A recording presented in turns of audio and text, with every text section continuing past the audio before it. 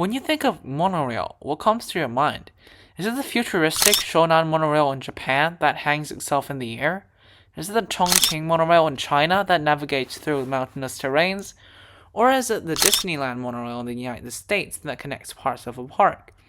Well, each of these solves its unique problem. A great example of this is the Bangkok monorail in Thailand. While monorails are usually used for cities of small sizes or cities with terrains not suitable for heavy rail, Bangkok is, well, not small, and it also does have the space for proper heavy rail. Well, kind of. But before we get to the reason, let me talk about the system itself.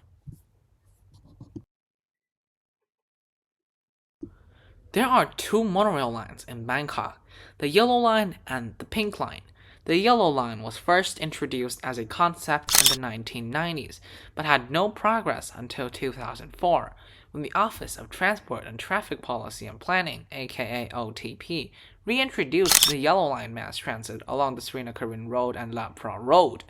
In 2006, the Pink Line was introduced as an underground metro rail along the Changwatana and Ramintra roads. In 2009, both the yellow and pink lines were reconsidered and changed for monorail lines. The reason for this change is because the Thai government simply didn't have the money for another two underground heavy rail lines in the not too densely populated suburbs. Then you might ask, why not just do an overground heavy or even light rail line just like the BTS, Sukhumvit, and Silom lines? And this is where it gets interesting. The BTS lines were doable because they were built in 1999, where there's less buildings and infrastructure, and the Sukhumvit and Silom roads had pre-planned space for mass transit. But unlike the BTS lines, the roads that MRT, yellow and pink lines go along did not have preserved space for transit.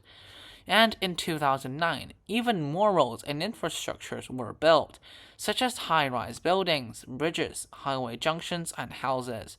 Those structures made building transit there very difficult.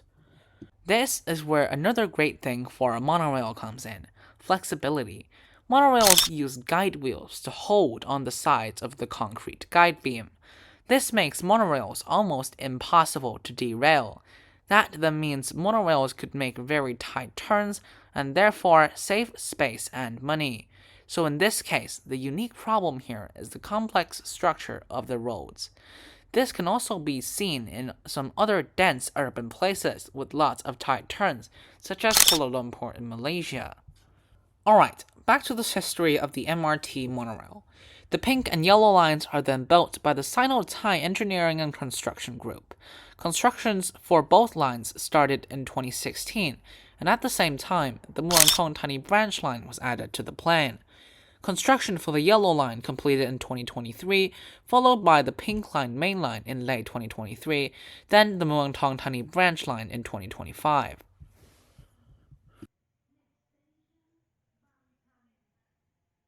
The yellow line starts at Lat Phrao Station, goes along the Lat Phrao Road until reaching Bang Kapi intersection, where it then changes to go along Srinagar Road to Lam Sali Station.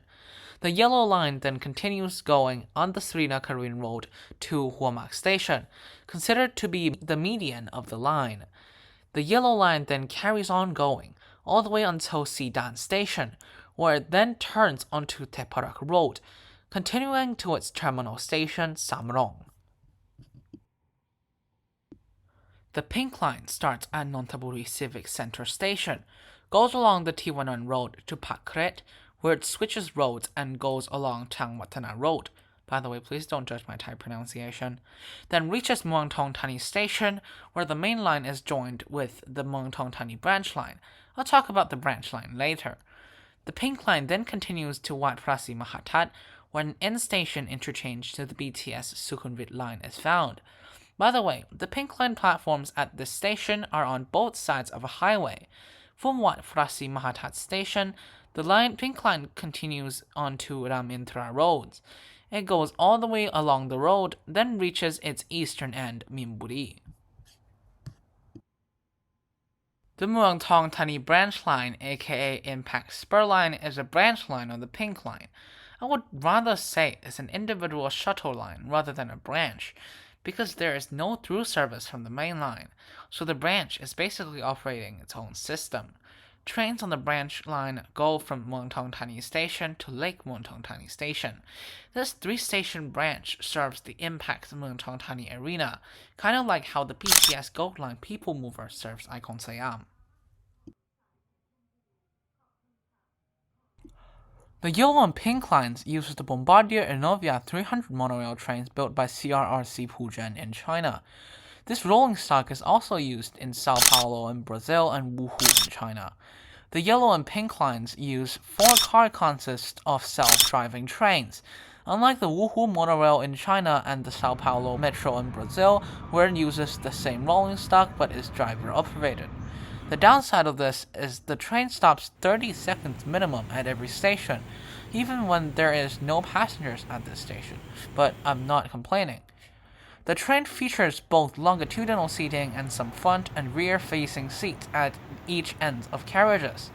The carriages here are much shorter than ones on a regular metro, with only 2 sets of doors on each coach. The normal operational speed for those trains are not fast, only reaching around 62 km per hour or 38 miles per hour. Because the monorail uses 2 guide wheels to keep on track, the trains are extremely shaky and are not easy to stand on. This footage clearly tells everything.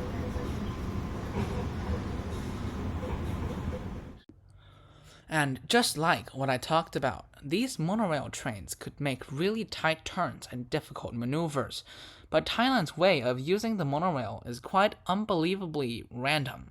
You see this highway intersection?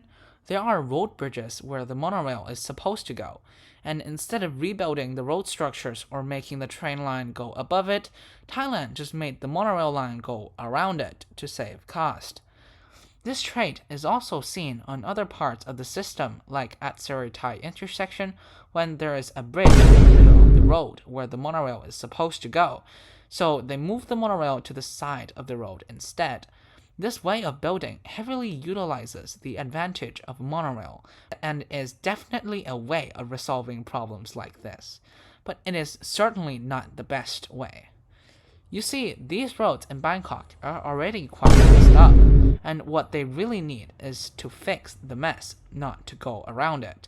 It's kind of like when your charging cables in your bedroom are so messed up, you can't charge your phone, and instead of tidying up the cables, you just plug your phone in another plug instead.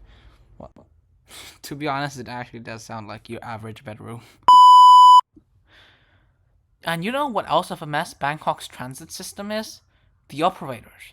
Because of how complicated the story is, I will save this for another video.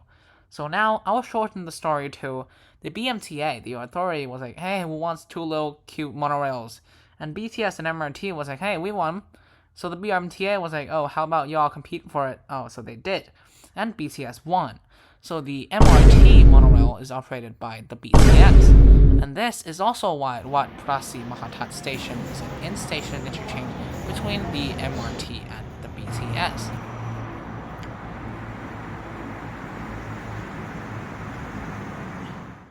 Also, because of the late completion of the monorail lines, some of the transfers are one of the longest and most painful ones I've ever seen, like at Hua Mak Station, where you have to walk 500 meters under the burning Bangkok sun with no shade and not even a proper path.